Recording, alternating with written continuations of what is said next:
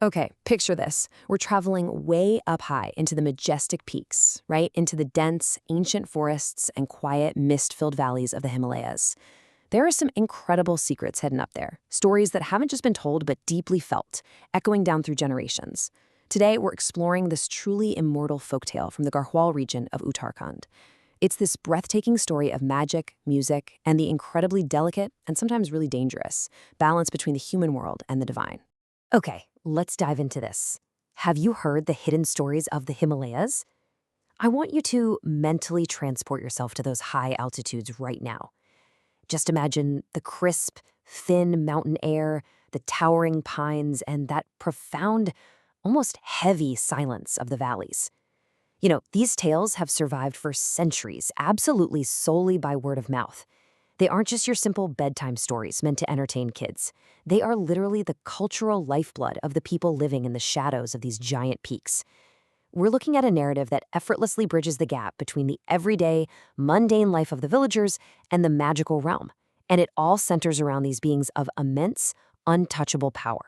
Now, right at the center of these hidden stories are the Aachhari, and actually scratch the image of modern pop culture fairies with sparkly wings because that doesn't quite capture their essence. They are divine women with supernatural powers, essentially acting as the ethereal guardians of the high altitudes. They hold this deep intrinsic connection to the forests and the mountains themselves. They're beautiful, mysterious, and so deeply intertwined with the raw, untamed forces of nature. To the local people, they perfectly represent the awe-inspiring and honestly sometimes terrifying power of the Himalayan environment itself. But, every good mythic tale involving spirits needs a mortal anchor, right? Enter Jeetu Bagdwal. By all local accounts, Jeetu was just your ordinary Garhwali youth from a humble, rugged mountain village. Yet, as the folklore strongly emphasizes over and over, he possessed an extraordinary, magical gift. He wasn't some fierce warrior or a wealthy king. No, his power lay entirely in his art. Jeetu was an absolute, undisputed master of the flute. The local folklore actually describes his talent perfectly.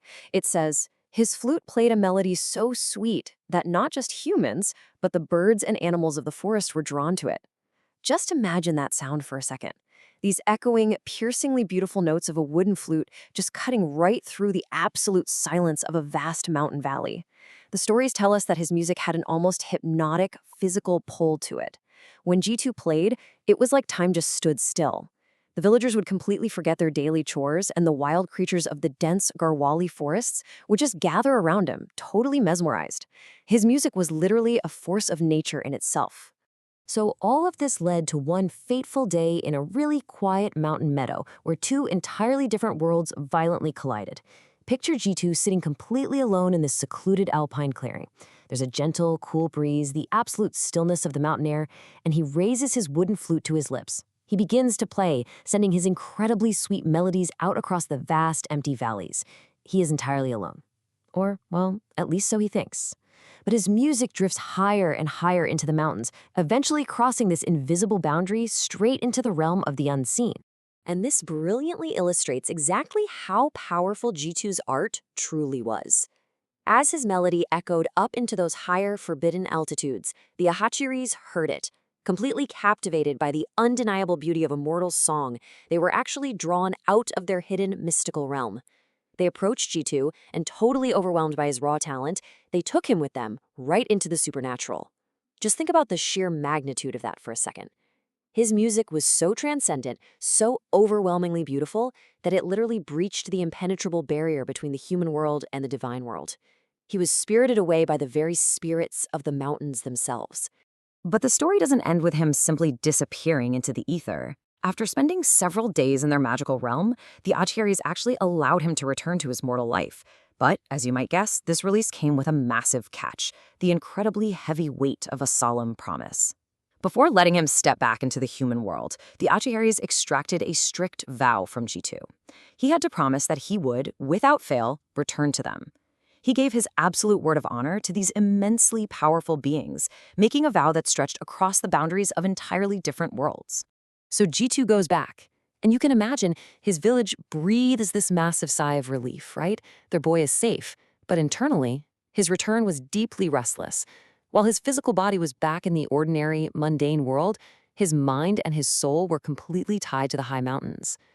Jeetu simply couldn't forget the mystical realm of the Aachharis, the memory of their ethereal world, and way more importantly, the haunting, inescapable memory of the promise he made to them just pulled at him constantly. It was this irresistible, magnetic pull back to the supernatural that he just couldn't fight. Now, what's really interesting about this is how you can trace the inevitable tragedy of this tale over time. After that fateful meeting and his conditional release, Jeetu spent agonizing weeks at home, completely torn apart between his ordinary human life and his terrifying supernatural vow. And eventually, unable to resist that supernatural call any longer, and bound by his strict word of honor, Jeetu returned to that exact same meadow months later. The folklore tells us the Aachharis appeared once more, and this time he never returned home.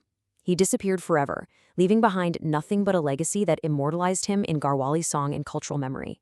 So, why are we still talking about this specific story today?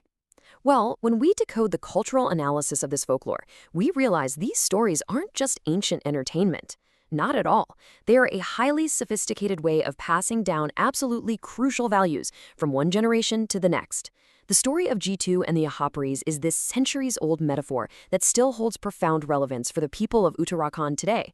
And honestly, it offers a mirror for all of us regarding how we interact with the world around us. So, the crucial point is that this legend leaves us with some profound practical lessons. First, it warns us to respect nature's boundaries. Sure, the mountains are beautiful, but they have zones that belong exclusively to the wild, which are perfectly symbolized by the Aachharis. It demands we acknowledge their power with absolute reverence, not just casual admiration. It reminds us to beware the hidden mystery in every attraction. I mean, Jeetu was drawn to the perfection of his music and the fairies, but that very attraction ultimately consumed him. And finally, it teaches us to always honor the weight of a promise. Out there in the harsh, unforgiving environment of the Himalayas, a person's word is quite literally their bond. As we wrap this up, I want to leave you with one final, pretty provocative question. Were the Aachharis real or just the imagination of the mountains? It's the ultimate question whenever you dive into ancient folklore like this.